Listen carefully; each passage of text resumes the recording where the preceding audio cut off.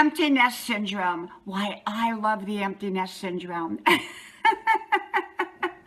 Hello, y'all. I'm Diana Brianne. The good thing about the empty nest syndrome, I should say, the good thing about it. You know, when my kids are young adults. Two of them live at home. One of them lives down the road a little bit, who's here quite often.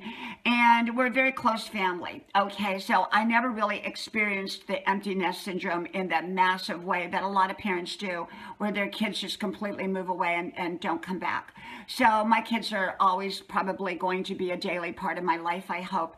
And yet, what happens when you do go through that empty nest period? Because I kind of gone through that. I had to go through adjustment of like, now my kids are grown, they're making their own decisions, they go to college, they have their own friends, they don't want to hang out with mom all the time, you know, some of the time, yeah, but not all the time.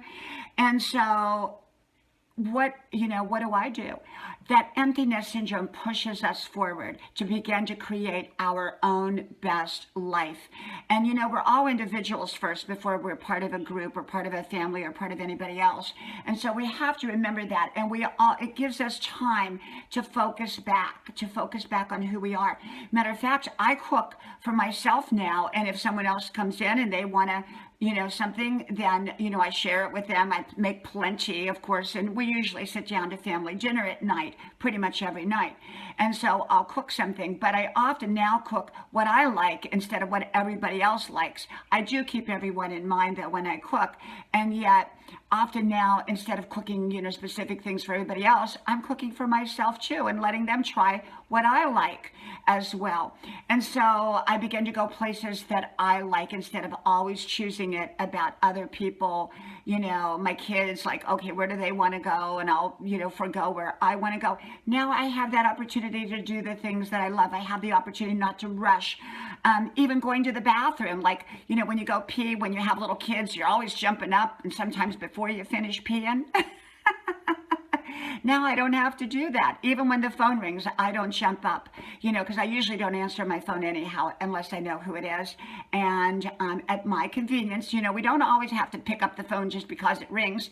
We can decide if it's right for us to pick it up or not.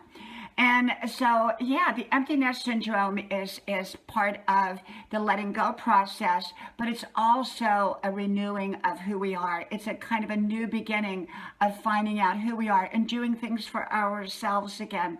And so that's the blessing of the empty nest syndrome. We raised our children. We did a wonderful job. We're still, they're still part of our daily lives, and we do things together, and yet we have that opportunity for ourselves now that we may have not had before. Okay, from my house to yours, I hope you like, share, subscribe to all 5 of my channels. Links are pinned at the top of the comment section below, and if you connect with me, I will likely connect back with you. Hope to talk to you then. May God bless you. Bye-bye.